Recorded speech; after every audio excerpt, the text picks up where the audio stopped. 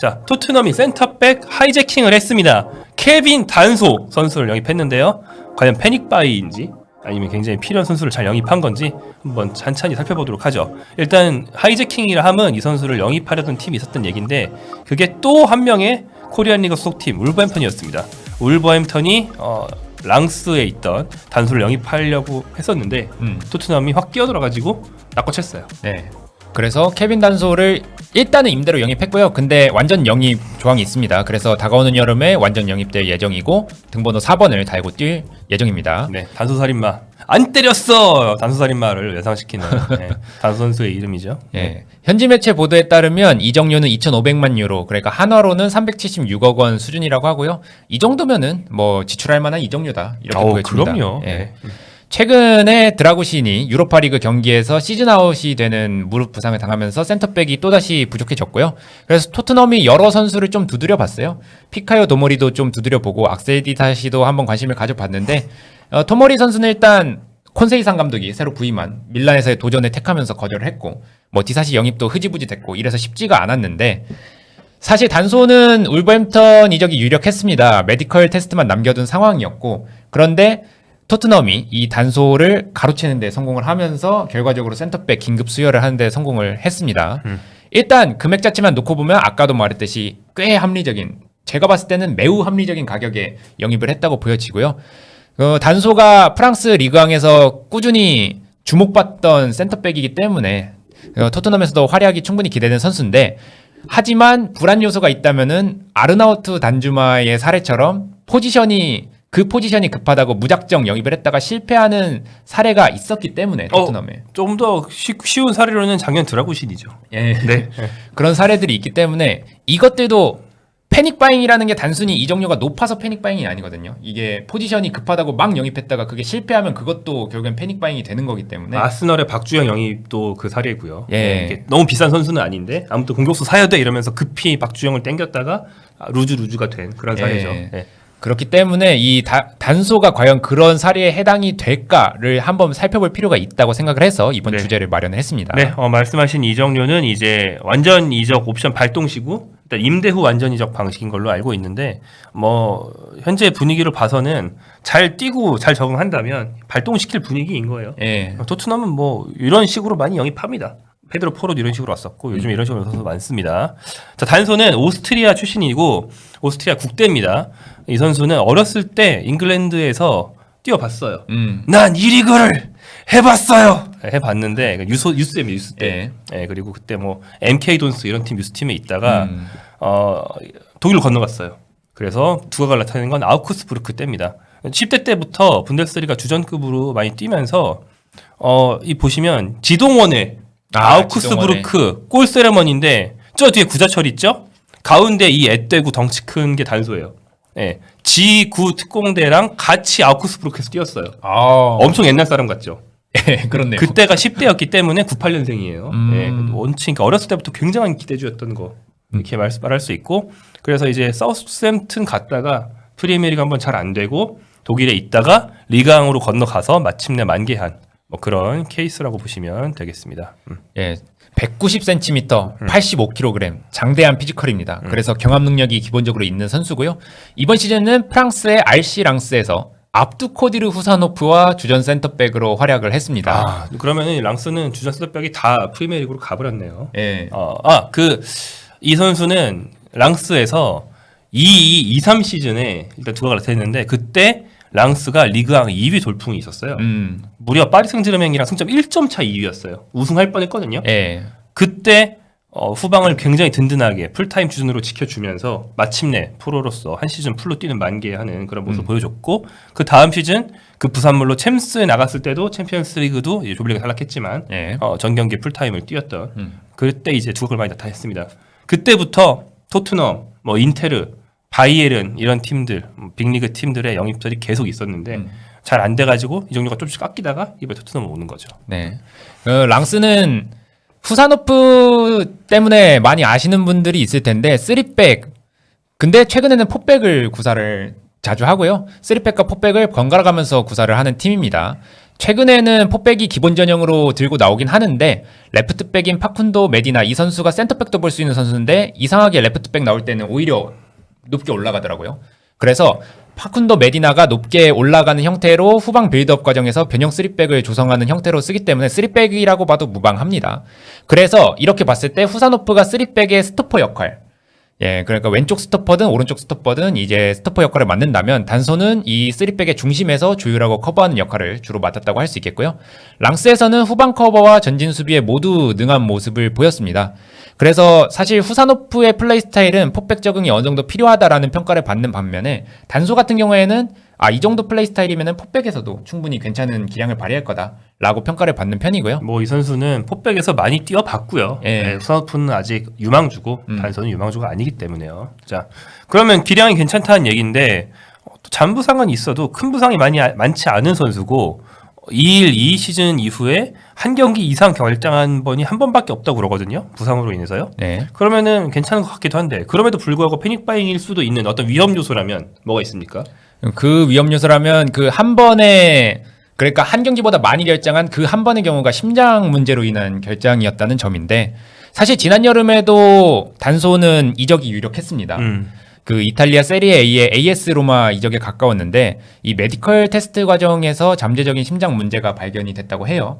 그래서 이적이 취소가 됐고 특히 세리에 A 같은 경우에는 심장 관련 문제에 예민하고 그다음에 관련 규정도 까다롭기 때문에 아마 로마 입장에서도 그걸 좀 감수하면서까지 영입을 하기에는 불안 요소가 컸던 것 같습니다. 그래서 이후에 소속팀과 대표팀을 합쳐서 이 문제를 정밀 진단을 하기 위해서 9경기 정도 결정을 했고요. 다행히 추가 소견에서는 이 심장 문제 관련해서 큰 문제가 발견되지는 않아서 경기에 꾸준히 출장을 하고 있는 상황입니다. 그러니까 이 심장 문제가 다행히 지금은 뭐 큰 문제가 아니다라고 결론이 난 상황이긴 한데 사실 그래도 심장은 진짜 중요한 기관이고 심장 문제가 축구 선수 생활을 결정짓는 좀 결정적인 요소로 작용할 때가 있잖아요. 최근 들어서 좀 잦아지고 있죠. 예. 그러니까 좀 심한 말로 표현하면은 이 심장 문제는 언제 터질지 모르는 폭탄이다라고 표현을 할 수 있기 때문에 만약에 이 심장 문제가 토트넘에서 재발을 한다라고 했을 때는 이게 토트넘이 그 위험을 감수하고 영입을 했겠지만 그 위험이 실제로 터진다면 그거는 토트넘의 이적 시장 실패라고 봐도 무방할 정도이기 때문에 이 심장 문제에 관련해서는 단소의 영입이 불안 요소가 있다라고 볼 수 있겠습니다. 예. 그래서 임대 후 완전 이적 방식을 택한 거라고 볼 수 있을 것 같고요. 예. 아마 반년 동안 임대하면서 잘 뛰는지, 뭐 경기력 괜찮은지, 몸 상태 멀쩡한지도 보고 이렇게도 할 수 있겠죠. 야, 공짜 건강 검진이야. 우리 팀은 직장 건강 검진이 아주 좋아. 이러면서 막 달고 막 네. 이렇게 검사해 볼 수 있겠죠. 예. 네. 이런 불안 요소가 있음에도 불구하고 제가 봤을 때는 단소 영입은 패닉바잉으로 보기는 힘들지 않나. 뭐 물론 뭐 망령입이 될 확률은 존재하지만 그럼에도 불구하고 전반적으로 볼 때 좋은 점이 더 많다. 네. 네. 그렇게 보여집니다. 일단 중요한 점 중 하나는 이 단소는 포스트코글 감독 축구에도 어느 정도 맞는 그 프로필, 능력치를 가지고 있다고 보여져요. 사실 아까 말씀하셨지만 잠재력에 비해서는 포스트코글 감독 축구와 맞지 않아서 지금까지도 고생하고 있는 게 드라구신이잖아요. 드라구신이 그런 영입으로 좀 실패 사례에 가깝게 지금 여겨지는 것과 달리 단소가 지금까지 보여준 능력들은 포스트코글 감독이 추구하는 일종의 높은 수비 라인과 그다음에 공격적인 전진 수비 이런 뒷공간 후방 커버 이런 점에 있어서 단소는 지금까지 능력을 충분히 보여줬고요. 190cm, 85kg 이 피지컬이 상당히 좋습니다. 그런데 시속이 33.3km. 그러니까 스피드로서 꽤나 준수한 그런 스피드를 보유했다고 볼 수 있고요.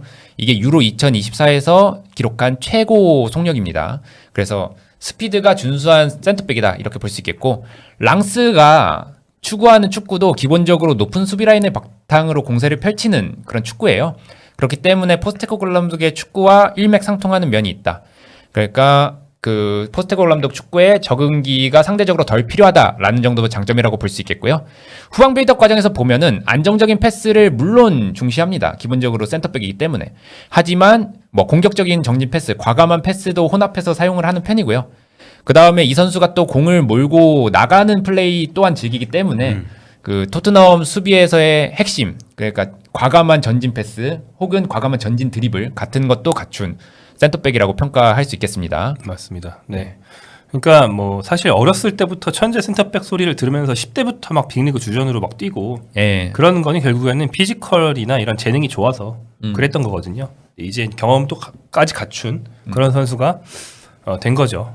사실 뭐 벤 데비스 잘 해줘서 또 막 말디니 막 이런 소리 나오고 아치그레이가 나이에 비해 잘해주고 있긴 하지만 이 둘을 쓸 때는 라인 엄청 내려야 되는데 예. 요 바로 전 경기 토트넘이 유로파 리그페이 최종전에서 마침내 반드벤이 돌아와서 45분을 뛰었을 때 예. 수비 라인을 엄청 높였는데 반드벤은 그날 전력질주 많이 하지 않았거든요. 다행히.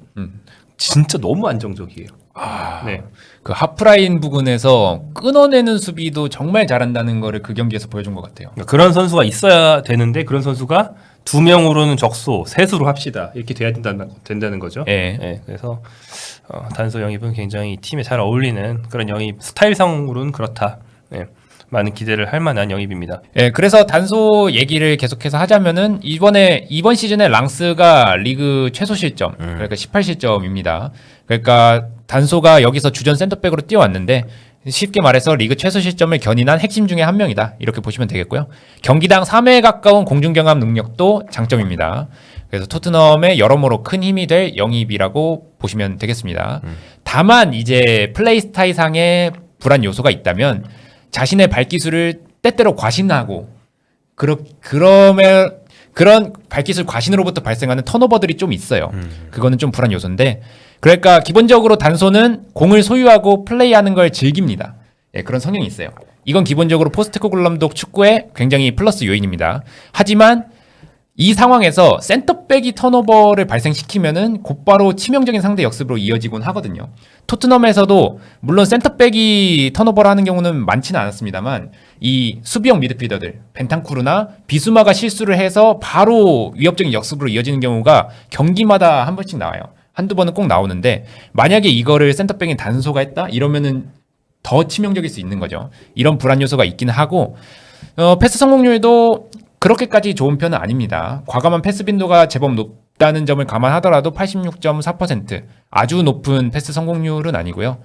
턴오버 그러니까 이 턴오버 패스로부터 비롯되는 혹은 드리블로부터 비롯되는 턴오버가 경기마다 한두 번씩 나올 수 있다. 이 점이 단소 영입에 있어서 조금 불안 요소라고 할 수 있겠습니다. 예. 잘 정리해 주신 것 같고요. 네.